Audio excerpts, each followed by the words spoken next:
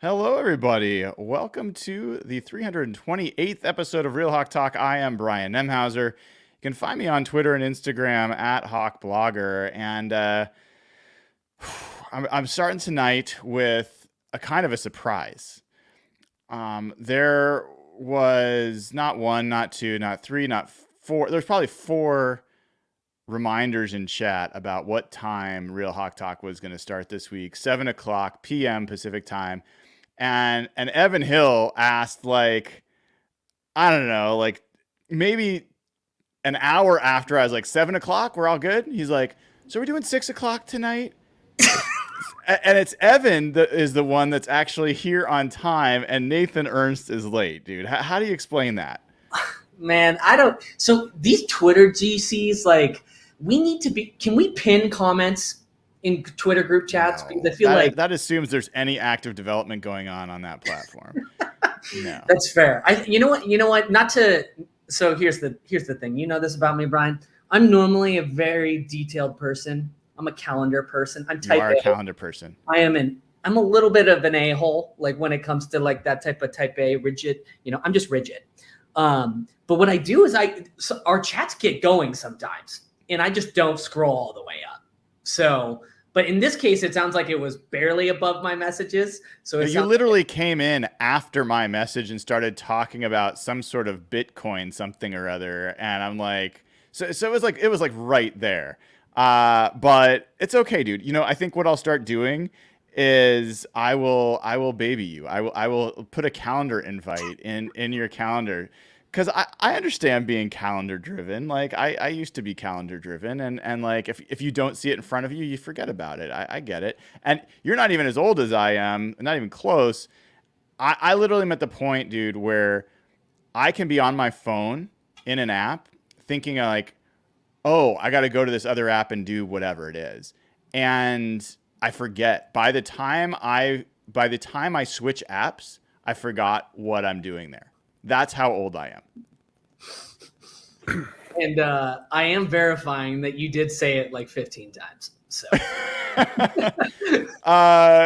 we do get to welcome to the show Nathan Ernst. Not too late. 3 minutes doesn't even qualify as late for most people. At NathanE11 on Twitter. How you doing, Nathan? Pretty good. Since you mentioned that you were of age, yes. of a certain age, you also work out quite a bit. You take good care of yourself. How many injuries on average are you nursing at any given time? It's an excellent question. So there's some premises in there I got to correct first of all. So okay.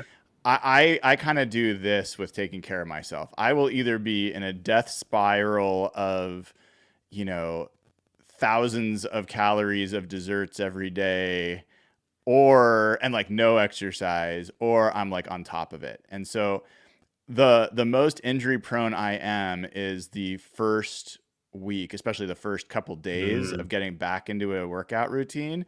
So I've learned through many years of problems that I go, when I first start, I go like 40%, 30%. It's very hard. Like when I work out, I like go after it. So it's hard for me to back off, but I have to start off slow or I'm just done. I get hurt. How about it sounds like you have a story to tell. No, it's been injury riddled as of late. I've got like a shoulder thing. I got an old knee injury. I got a quad injury, and this thing is the worst. It's not even like bad or anything, but it's like I just strained it, and I don't know, it hurts to stand around. It's a bummer. So yeah, I feel like I'm just bouncing from one injury that I'm tending to another. But I've been, keeping my momentum up and everything, so that's been good. But yeah, were these injuries like during working out or like normal day-to-day activities? Like how did it happen? Working out. Okay. Yeah. Your left shoulder? Yeah. Oh, that one I just sleep on it and it doesn't like that. And so yeah, that's a day-to-day activity. Yeah. Josh Cashman has named him Nathan Eskridge. That's harsh, dude. That's harsh for both people involved. I've got enough. I'm in my arc of injury is that like late 20s, early 30s. I had enough. Like I separated a shoulder diving for a baseball in a game. Made the catch, but hurt the shoulder. That became like a chronic issue. Whenever I'd play basketball, if I blocked a shot, my shoulder would separate.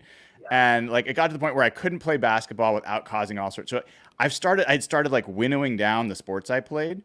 And so I now I'm at the age where I'm like, okay, I'm gonna get in good enough shape where I'm just gonna play sports, and I don't really care if I hurt myself anymore, because like, what am I saving it for? Like, I'm hoping I can get back to playing like outdoor soccer next summer is like a goal. Maybe indoor soccer this winter. I do enjoy a little bit of that, but I did not realize you were a soccer player. I know that this is already, we're preambling too long, but I don't care. We're having fun. What do you play? Well, so I played soccer, basketball, and baseball in high school, and soccer I was like a midfielder or striker. Yeah, I could see that's that. what you're asking. Yeah, I was pretty fast, like relatively speaking, not like NFL fast, but I was definitely a sprinter, not a distance runner. I'm short, as all the videos show. Everyone's loving me being like, I won't tell you what some people refer to me as. It's not fit for, but anyway, it's pretty funny. People watching me.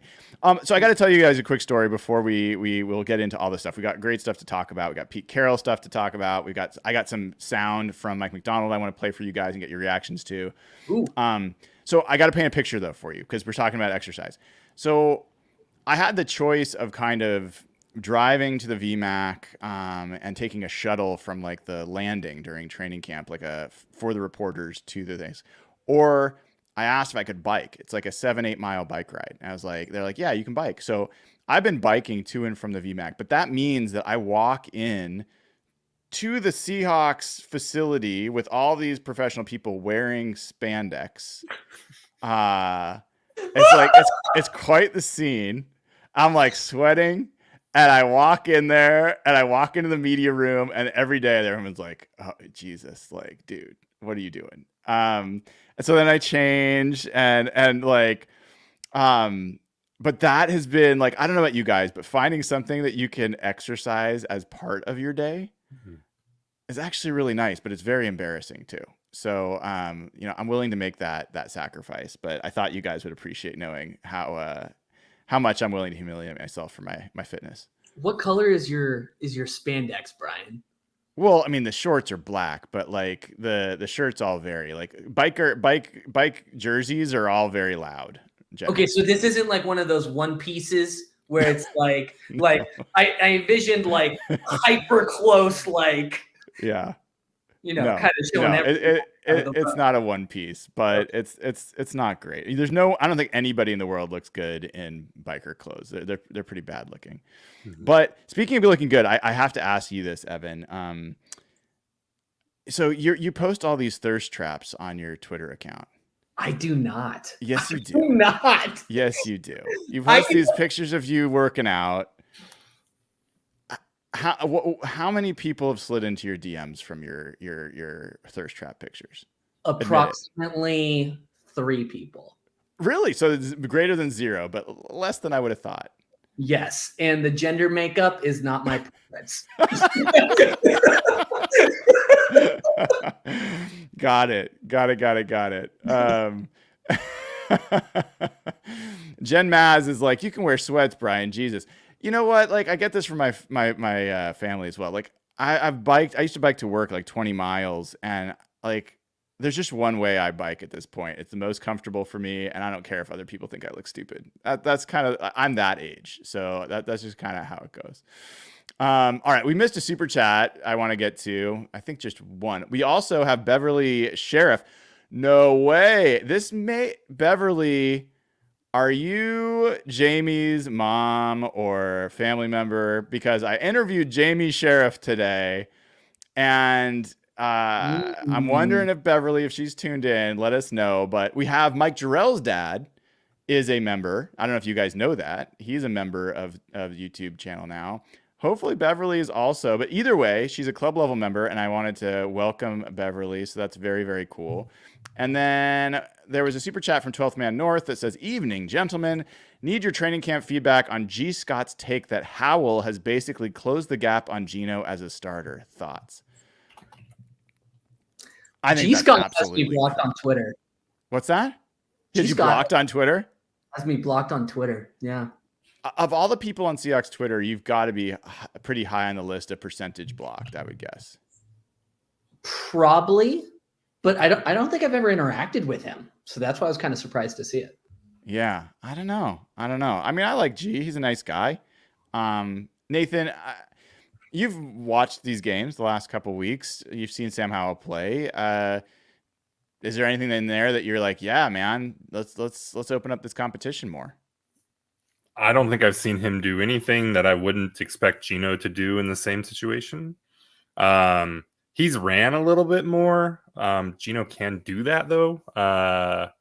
So no, I can't. I mean, the guy's playing entire halves of preseason football. Like, this is not a competition right now. And that's not to say anything about who he is as a player or like what his long-term trajectory might be as a Seattle Seahawk. But like, I don't think I don't think that's happening. Yeah.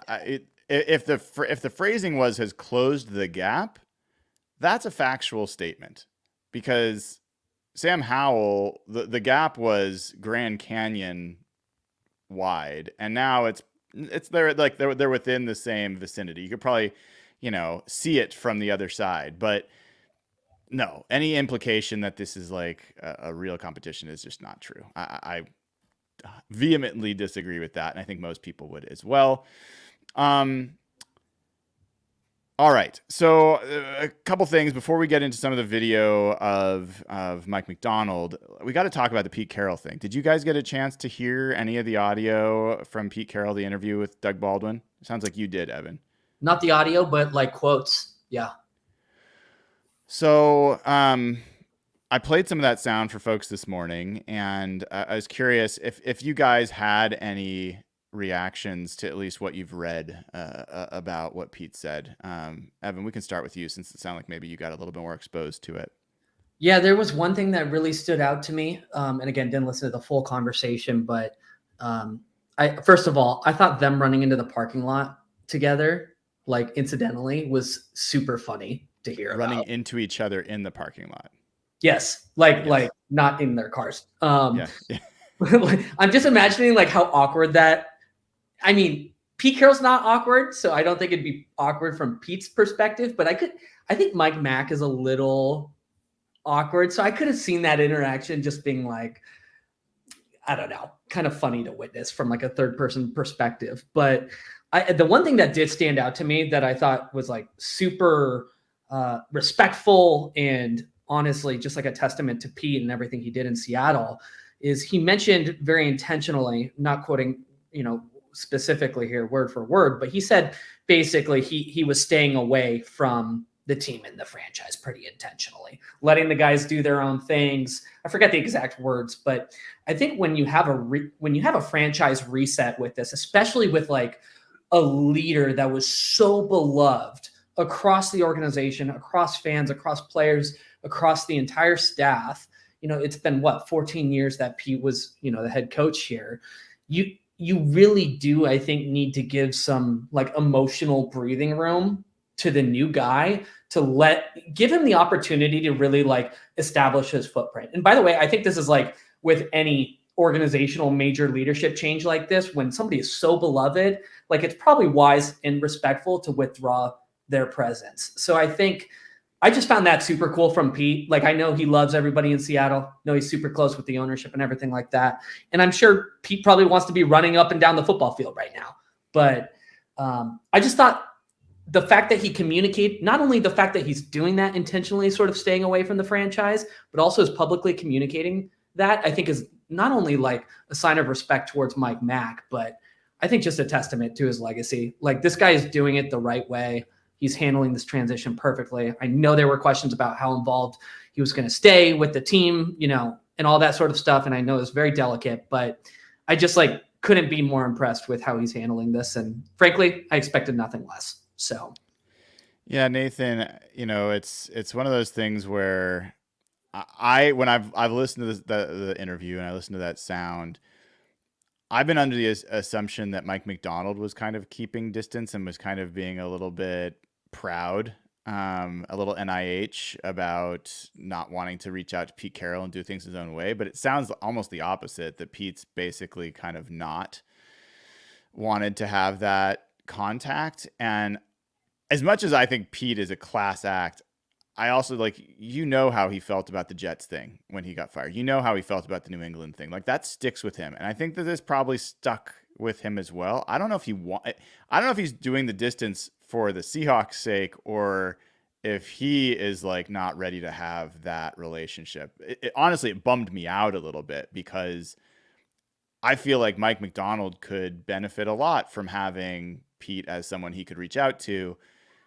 My guess is Pete's not ready for that. I was kind of curious what your thoughts were.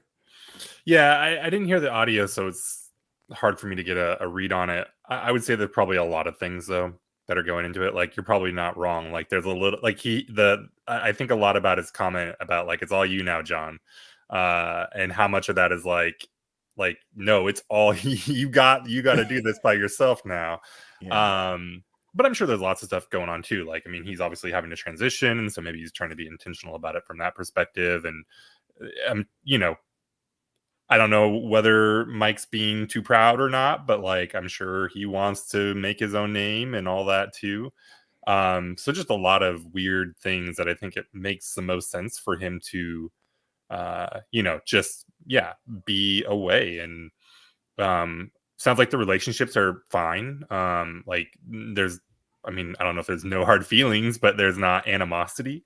So like, I don't think there's going to be any questions about like, hey, Pete, you want to come back in a year and raise the 12th man flag, or, get him in the Ring of Honor, have him speak, all that stuff. I'm sure it'll still happen. So yeah. Do we know who approached who in the parking lot? Was it like one of those where Pete's like kind of like this? I think and Pete Mike's probably like, flipped hey! I think Pete flipped his keys to McDonald to park for him, not realizing that he was the new coach. Sure. I want a video feed from the Seahawks security team on that interaction. I want the play-by-play.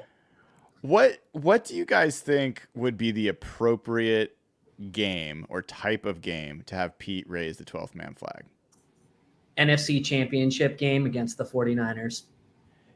I was wondering that, but like, that's historically that has always been Paul Allen, or I think those have always been Paul Allen. So I don't know if owner, like if Jody would be the person who would do that, but in a lot of ways, I would love to see Pete in that moment. I mean, the other thing is like kind of going back to it though, you don't want to have Pete overshadowing it, right? Like, do you like, if they get to the NFC Championship this year or next year, and like, is Pete really the guy you want? I don't know. Like, it feels like this is a new thing. This is a fresh thing, and it's not like it'd be bad to have Pete there, but is that the guy? Like, I feel like Mike needs to have his own moment first. Mm-hmm. And so like, I think it probably needs to be like, it shouldn't be this year, probably shouldn't be next year. Like, but like, if Pete comes out and he's like, nope, I'm done, I'm retired, I'm never coaching again, and they want to get him into the Ring of Honor next year or something like that, then do that. But I don't know. I feel like just for the same reasons, like he needs to let this team and Mike and everybody have their own moment. I think it has to fit two requirements. Has to be a playoff game, and it has to be a game where their backs are against the wall due to some major injury or whatever, because that is your magic trap card, and you can only use it once. And let me just say, there's no way they're losing that game. Pete's like 82 though. They can't be too picky here. Like, he's not that old, but Pete's gonna be doing it at like 105. Okay. Sure.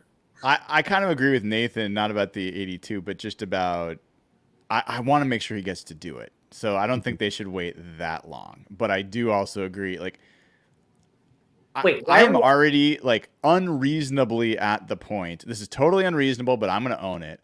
I've already gotten to the point where I believe Mike Macdonald's going to be here for a long time. Like, I'm not in an evaluation phase with Mike Macdonald at this point. I'm like, how high can he go? That's my mindset. How long can he be here? With that in mind, like, yeah, like, let's figure out how long he needs till he sets it in. But I'm looking forward to the Ring of Honor point. I feel like that will be the moment where it's kind of the circle is squared, or whatever they say, and Pete's kind of back. Like, there'll be a conversation. I'm sure they would talk at that point, and I think communication lines would open back up. And I love the idea of in whenever that is, couple years, 3 years, whatever, that Mike Macdonald, Pete Carroll, like meet in the parking lot again and have dinner together this time and just swap stories. Like I would love that. I think a lot of fans would love that. But yeah, it was really, I don't know. You guys didn't hear the audio. I highly recommend you listen to it.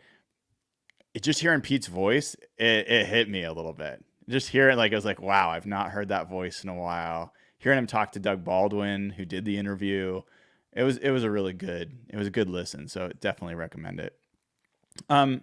So switching gears, but related to this, I had done some research about 10 a.m. starts for the Seahawks. And I don't know if you guys know this. I know you know that 10 a.m. used to be like an absolute curse for Seattle, right? I don't know if you knew how much of a curse it was. I thought that no other Seahawks coach had ever had a winning record on 10 a.m. games. Turns out Chuck Knox was 2 games over 500. He's like, I don't know what it was, but he was barely over 500. So he was the only other coach.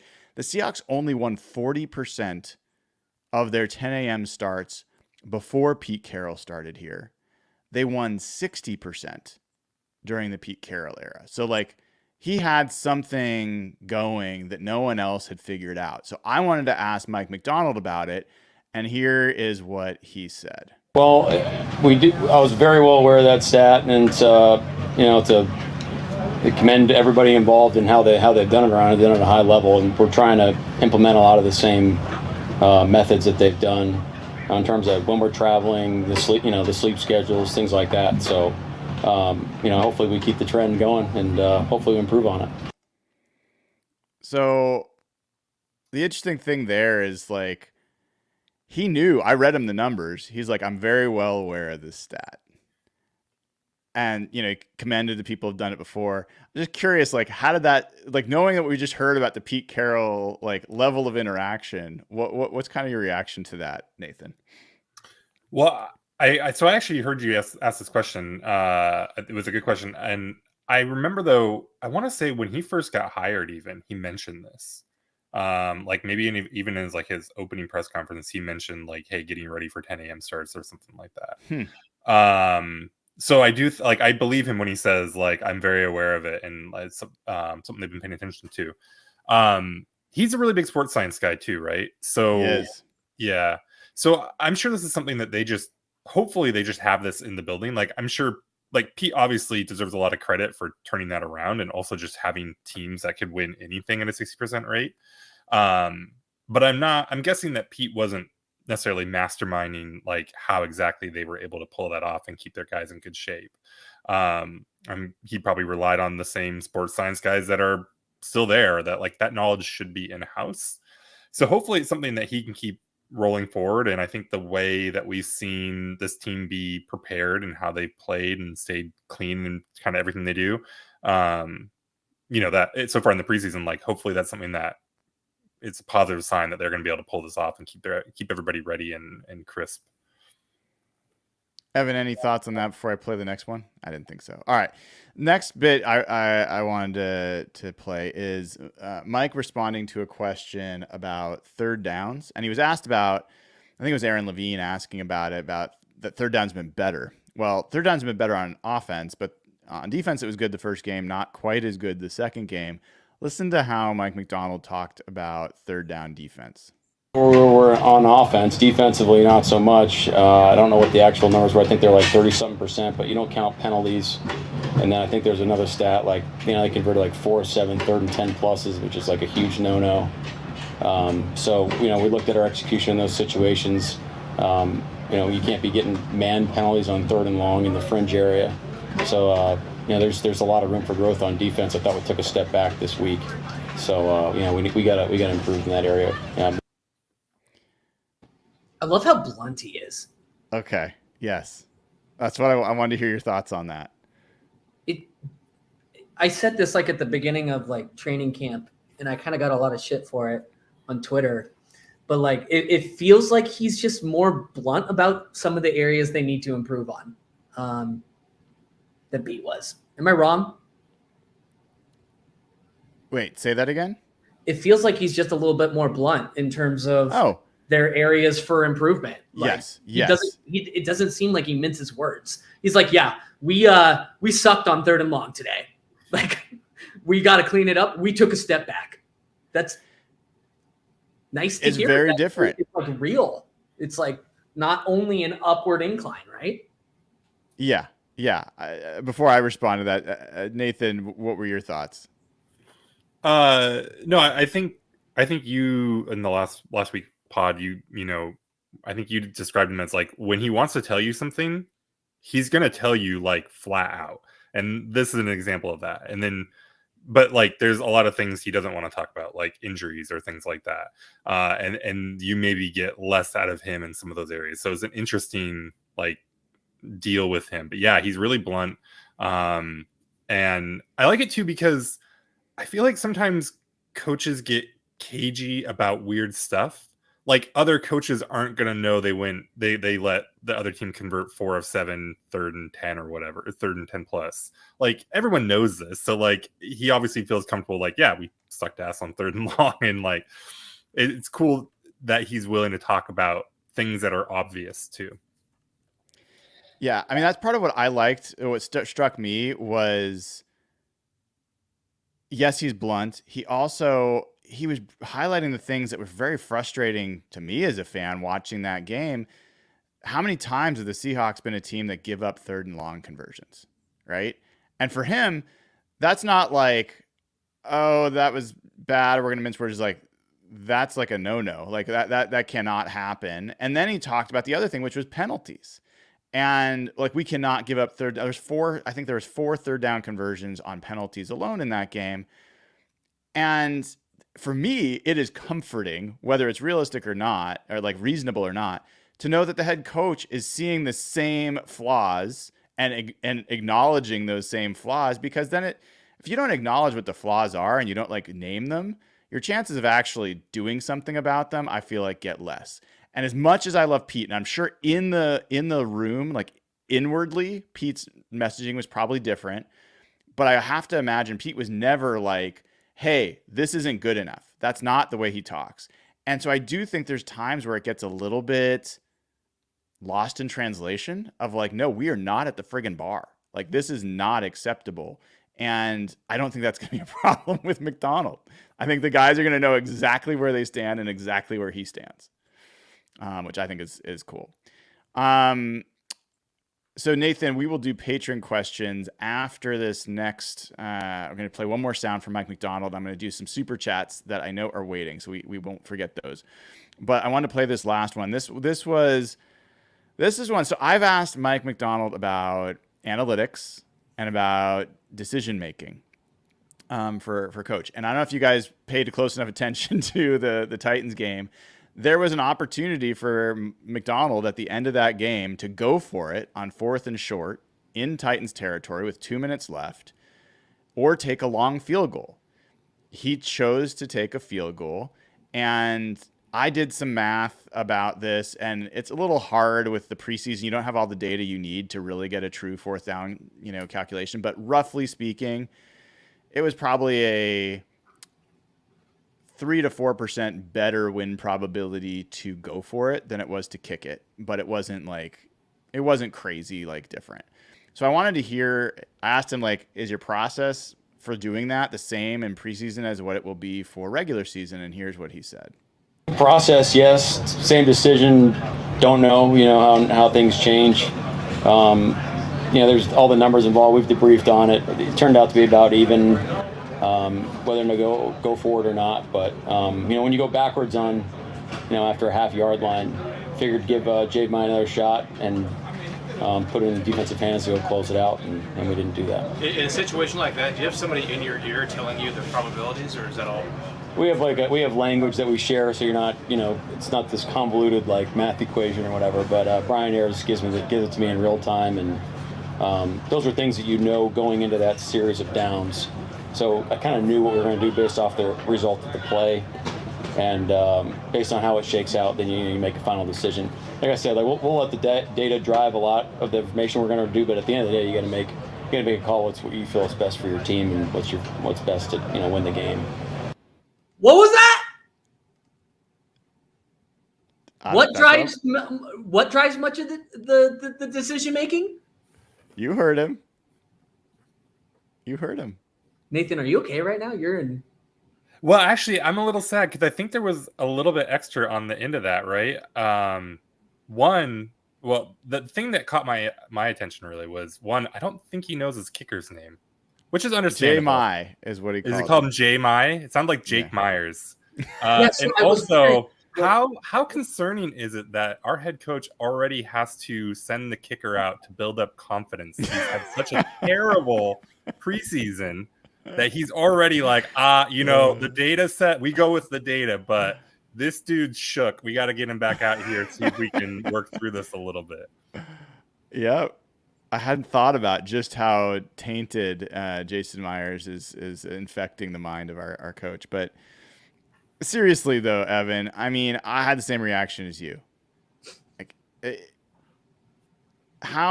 can you imagine? Is there a better answer he could have given from your perspective of what you want your head coach to say about how to handle fourth downs? No. And to be clear, let me confirm something. He said Jason Myers was in my ear before, or he said Brian Ayers, I think is his name. He's kind of his guy or something. He's a kind of an analytics game planning guy. Yeah. Do you did Pete have like an analytics guy in his headset? In his headset? I'm dead serious. The way that Pete described it was he got hormonal, is how his words, not mine.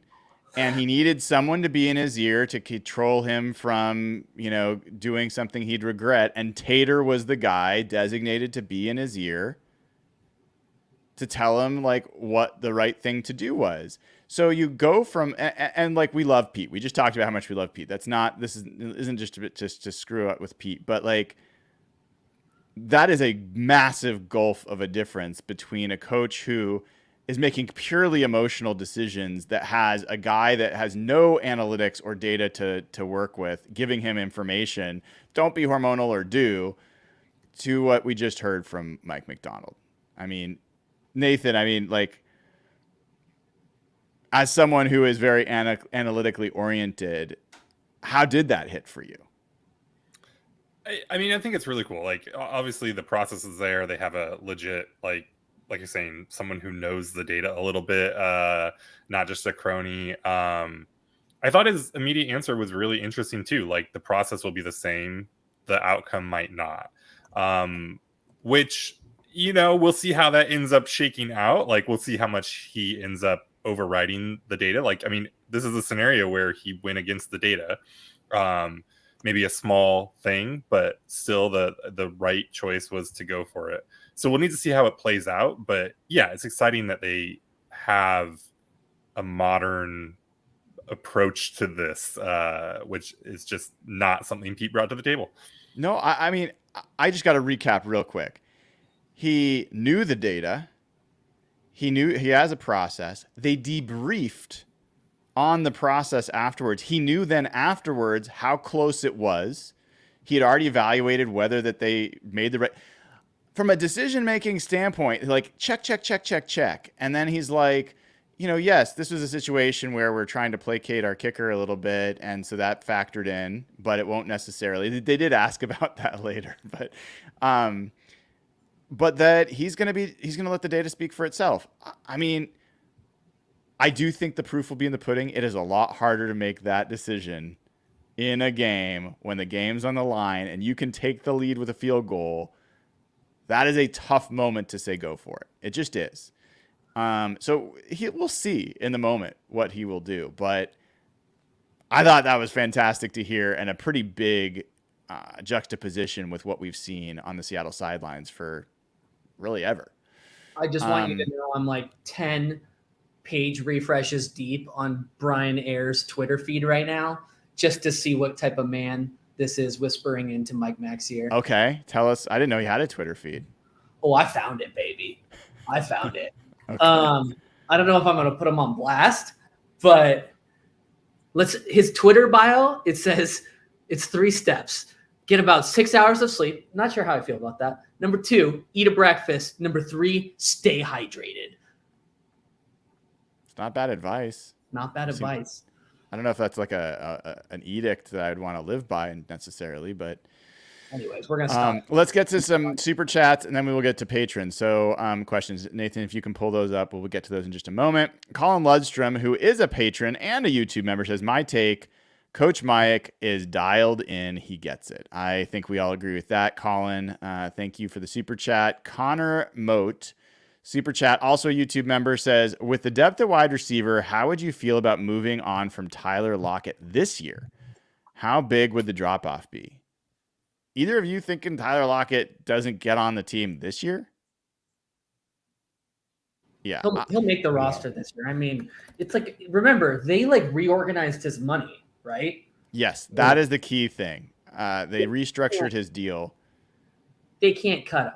It would, let's put it this way. Let's just nix it in the butt real quick. It would cost several million to cut him. It's not happening. Yeah. He's here this year. I do think that the question has some interesting validity, and it's a very deep room. They're likely going to cut somebody who is younger and could play with his team for longer. But I don't think that there's any question that Tyler Lockett deserves to be on the team and will be on the team.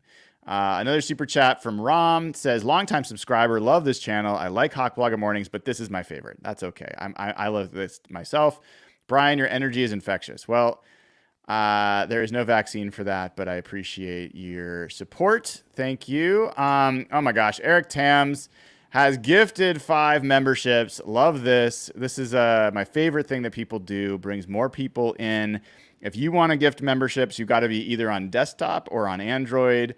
If you want to receive a free membership, you have to turn on gifting in order for that to be possible. I'm getting a lot of people saying, I just got an email saying I got a free membership. Thank you. Like they weren't even watching at the time. So I think it's a really fun way that people are getting these. And if you do get one, really consider paying it forward. And you can pay it forward by either, gifting it to other people or by continuing your membership. Stay a part of the community, support the show, support what we're doing here. All those things are really appreciated. But Eric, thank you so much for gifting. Appreciate it. So, all right, Nathan, let's get to Patreon questions. Patreon.com/HawkBlogger.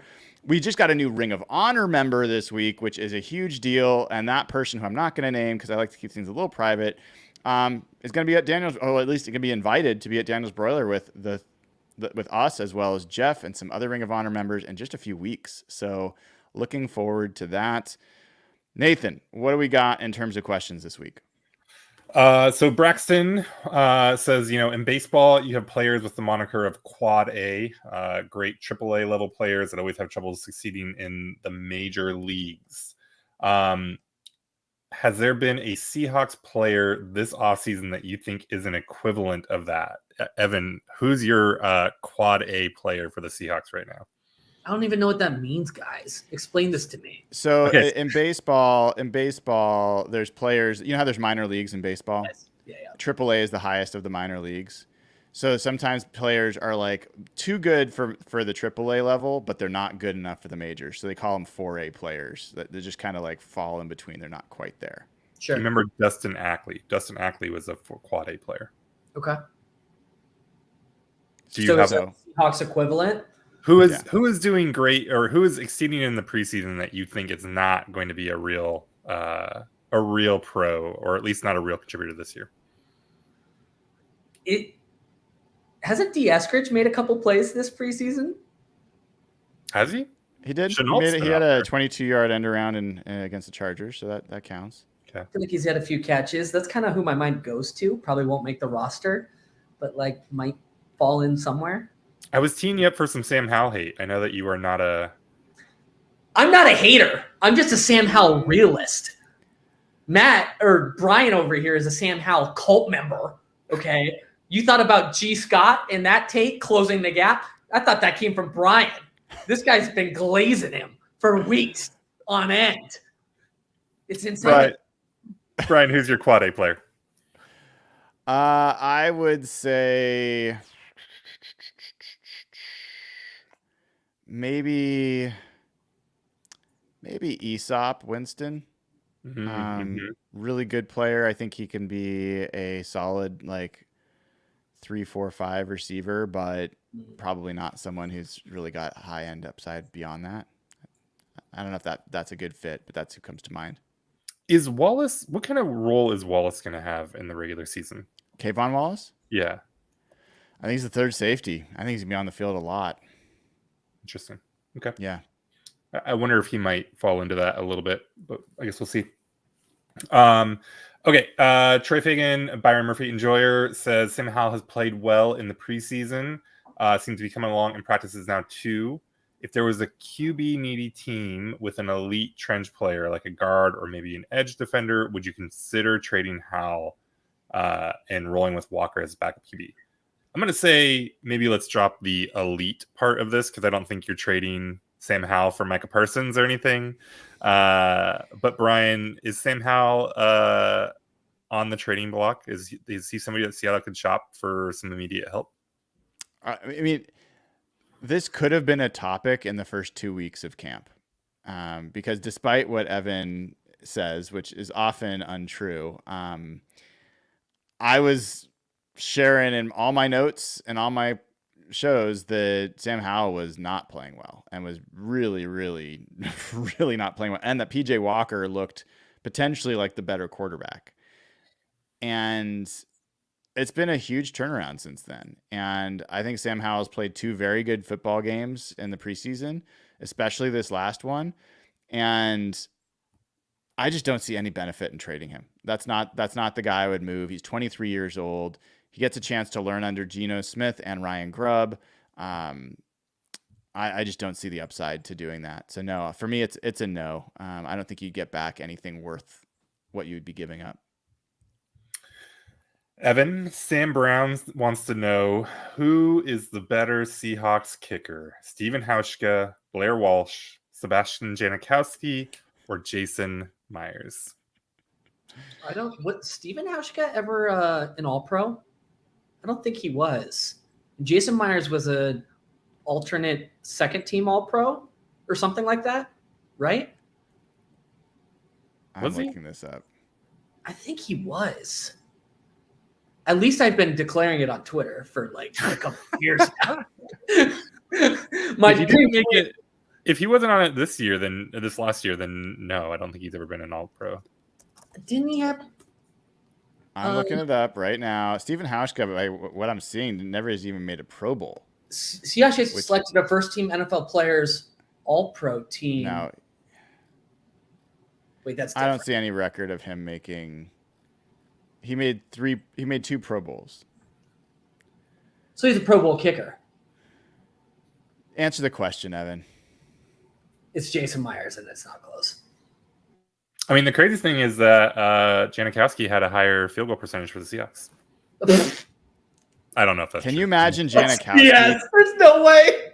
Can you imagine Janikowski trying to tackle in this new kickoff thing where all the kickers are making the tackles?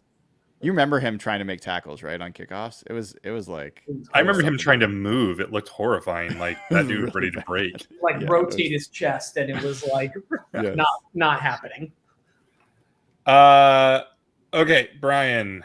Rob Kinnear wants to know, as we head towards cut down day, who is one player you think may surprise fans by being cut? Ooh. Let me pull up my roster to give myself a better view.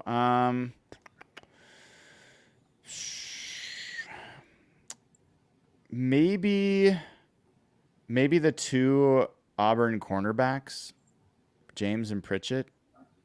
I think there's a chance that they both get cut and that Ty Okada makes it as a 5th safety. So that's one. I'll give you 2 names, but those would be 2 guys I think maybe. And do you have a surprise player that will make the team? I guess I just gave Ty Okada, so that would be one. I think, I think I'll stick with that because I don't know that there's anyone else I'd call a surprise make at this point. Should I be getting my hopes up for Aesop Winston? I know you just shouted him out as the quad A guy. I don't think so. I just think Derek Young and Laviska Shenault are more valuable in more ways. I think Aesop Winston is probably the best pure receiver of the three of them. But when you take into the special teams, blocking, being able to run with the ball, those guys just offer things that I think Aesop can't.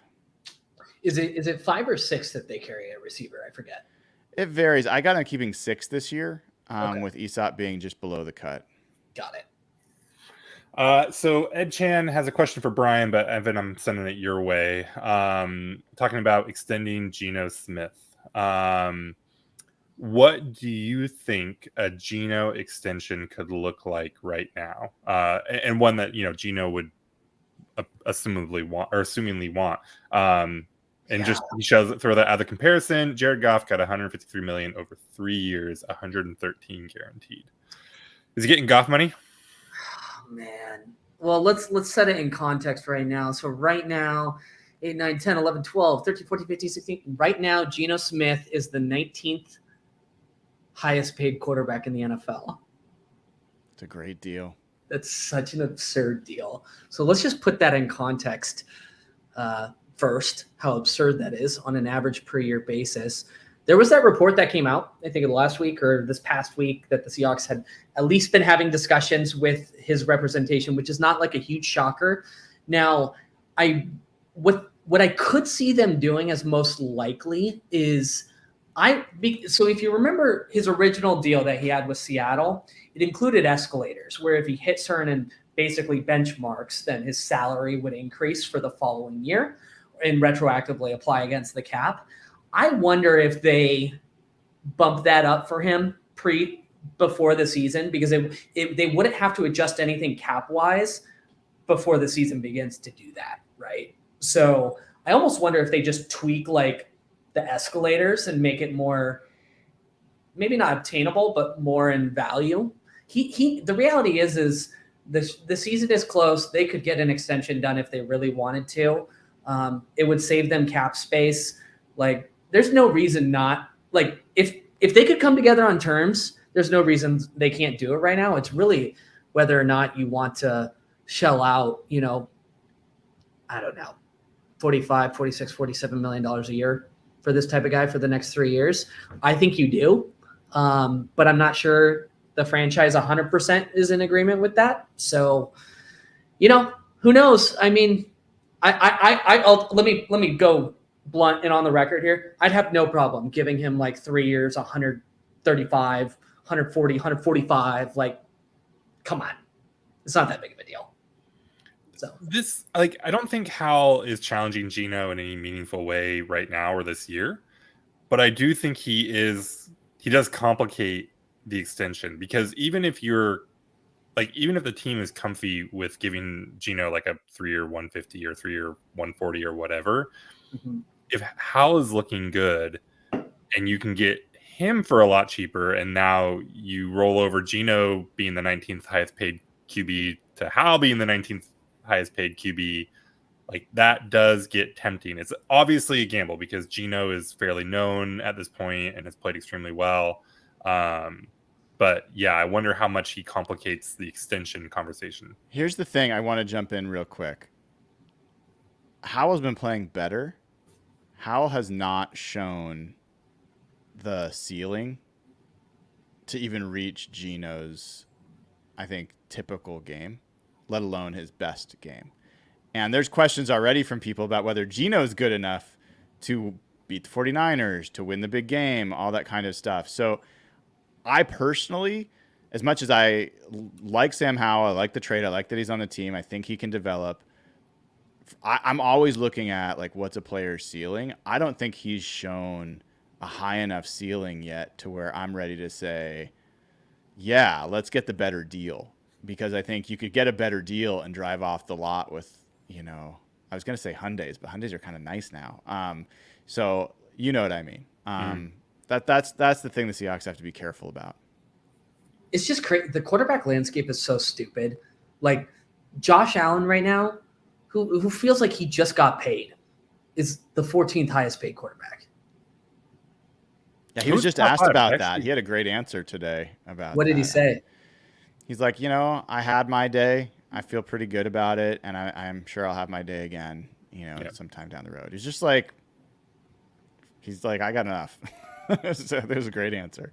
Who are the top 5? I don't know if I could name the top 5. Try to name them in top 5, or just any of the top 5. How about that? I mean, Kirk Cousins. Nope. No. Okay. Not even close. Jordan Love. Jordan Love's number 1, right? Yeah. Jordan Love is number 2. 2. Oh wait, no, he's tied. He's tied with the first person in terms of average per year. All right.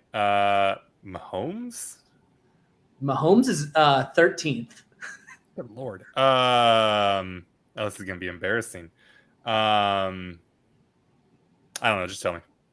Brian, any guesses? You got Jordan Love, which was one of the 5.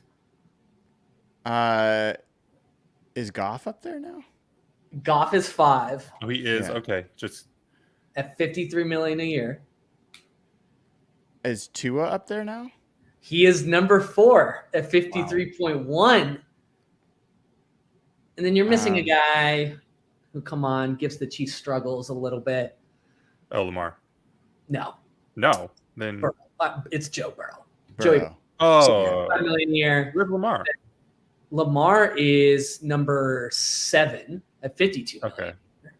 But Trevor Lawrence is tied for first, guys. All right, he just got his deal. Oh, Yeah. It's absolutely embarrassing. It is. And just honestly, in the grand scheme of things, like it makes total sense to just pay Geno. I think, like, give him high guarantees through year 2, see if he bites on a 3-year deal. I don't think you need to like make this super long. I don't think he's going to require something in the top 5 to 10 range. Like, I think this is a guy who wants to be in Seattle with this coaching staff, and I think he feels support here. So I don't think he's going to bankrupt you. Okay. Last question. Hawks fan Matt Mann wants to know, Brian, if you can offer any observations in how the coaches interact with the players. He's hoping we don't have any Brian Flores style berating going on. I am curious because, like you said earlier, like Mike is going to let you know where you stand. And, not everybody may respond to that level of straightforwardness the same way. So how does he kind of balance that? Or what can you share and what you see there? Yeah, there was a moment that got a lot of the press attention where Mike called out, I think it was Nelson Caesar, maybe some of these younger players that were walking off the field without going and signing autographs. Mm-hmm. And they're like, that's not something Pete would have ever done, like, especially in front of fans and whatever. But my experience so far has been almost all positive, like really positive reinforcement stuff. I hear from the offense. I heard Scott Huff, Brendan Nugent today. I hear from Adam Dirty. Adam Dirty for sure is very positive. They will have them. They will correct them and say, no, we got to do that again. He did that with Byron Murphy today. He's like, nope, do it again. But none of it's corrosive. I think it's a very positive. And Kayvon Wallace in his interview today was like, man, Mike Macdonald's funny. He's always corny, trying to be the funniest person in the room. And, he's not, but it's kind of funny because he thinks he's funny. So, like, I think he's got a good kind of quirk to him. That's hard to imagine. I can't imagine him trying to be the funniest guy in the room. He thinks he's pretty funny. Huh. All right. All right. Last question, Evan. Cleveland is expected to play their starters for a good portion of the final preseason game. How much do you think the Seahawks starters should play? Should play? Yeah. If you were coach, how much would you play your starters this week? I'd probably keep them in rhythm to a semi-degree. Like I'd probably play them a quarter. Brian, do you have any idea what they're planning? Has he shared? Well, this is pretty fascinating, actually. So Mike Macdonald has indicated that he's going to play his starters. He didn't confirm that, but he's implied that. Then it came out today, Kevin Stefanski for the Browns was like, yeah, I was texting Mike Macdonald about what we're going to do. And, I don't know if Deshaun's going to play. If he can practice tomorrow, then he will. But he went on about how he and Mike had kind of coordinated. And I was talking to people. It's like, I'm pretty sure he's not supposed to say that because these games, there's money on these games. And if you've got an NFL coach talking about how he's colluding with another coach about how they're going to handle things, and it's not just like a legitimate game, I think I think didn't think gonna about be an that. issue. That's true. It You know what? 100% is true. Don't bet on preseason games. What is wrong? Because they're degenerates. I mean, Yeah. people bet on whatever they're going to bet on. I mean, some people just do it because it's fun. I mean, why do most people bet? It's actually not to make money. It's because they're bored and they want to have a reason to watch something. And so I think the preseason is a perfectly logical place to say, I'm going to put some money on this and just make it a little more fun because it's killing me. Anyway, the point being, I think he's going to play his starters. I think it's fascinating that there's such a divergence between different NFL teams. Like Atlanta is not even wanting to play Michael Penix, who's not supposed to play for the next few years. They're like, we don't need to see him in these games. Like, That is so dumb. it's so weird. It makes no sense. But they're not alone. There's like the Rams pretty much don't play any starters. You know, like a lot of teams just go the whole preseason without playing anybody. And so it's interesting. McDonald's like, no, I want us to play. I think we're going to play some starters. The Penix situation feels unique, though, right? It is. It's uniquely bizarre. Yeah. Everything about the Penix situation is uniquely bizarre. Like I'm nothing such a about fan, that. man. I'm just disappointed because I was like, this is the chance I'm going to get to watch him play for the next few years, and they're taking that away. That's disappointing for me. All right. I just love that the moral of today's pod is that you should bet on preseason football. It's a good time to do it. Have some fun. Put something on the line on, fifth string pros. All right, Yes. that's it. That's I don't know if I mentioned it, but that last question was from Amani Waddell. But that's it for Patreon questions. Thank you, Nathan. And thanks everyone at patreon.com/hawkblogger in the Slack channel for asking those questions every week. We do our best to answer them, and it's fun. By the way, next week is prediction show time. So we are starting, actually, for the first time, guys, I've started asking for patron and YouTube member input on what we should be predicting this year. So I will start putting together that spreadsheet for us to fill out sometime soon. I might actually make it into a Google form. We'll see. We'll figure out how I'm going to do this. But looking forward to that. I opened up that question thinking it was the pod questions, and I'm just looking at like JSN yards and TDs. I'm like, what the hell kind of questions are these? Get it together, guys. Come on. Yes, but I was lost. It should be fun. All right. I know we probably only have Evan for a little bit longer, but there's a few super chats, and then I want to ask you guys a few questions about this weekend's game. Like a couple questions and we'll wrap. So we got a super chat from Axel MTG. Says, what is Jamie Sheriff's future with the Seahawks going to look like? Can he stay on the practice squad without being picked up by another team? I think he can. I mean, he came onto the team very late in camp. He's played well in these 2 preseason games. I think there's a decent chance. I think it is a question whether he will be signed to the practice squad, because Nelson Caesar has also been good during camp and during the games. But I think Jamie Sheriff has just been like surprising. I would like to see him play against higher level competition. All his snaps have come against 3s and 4s. So it would be good to see him, get a chance this weekend to learn a little bit more about him. All right, next, there's so much that happened while we were doing Patreon questions. We got a new member, Painsaw Chenis. I don't know what that is is that a name? I think it's a spoonerism. Why don't you flip some of those letters around? And I choose not to. Okay. So thank you for becoming a member. I appreciate it.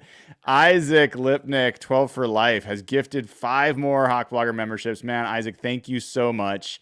You're really making somebody's day, 5 people's day, and also my evening. So appreciate it, and thank you for all the support. And then, oh my gosh, Painsaw comes in here and gives 10 memberships. So I love paying it forward this way. I'm wondering if this is something that is on his mind or her mind. I actually don't know the gender of this person, but really, really appreciate you gifting 10 memberships. So thank you for doing that.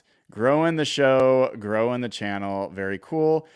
Italian Knight 78 gifted 5 memberships. This is amazing. So I don't know if you guys know this, we're like well over 500 members at this point. I think we could be getting close to like 1,000 members, which is going to be fun during the season, because then we can do members only chat for post game and have a lot of people have access and not have to worry about 49ers fans coming in. And If somebody if somebody gets 250 subs tonight, I will tattoo Jason Myers on my chest.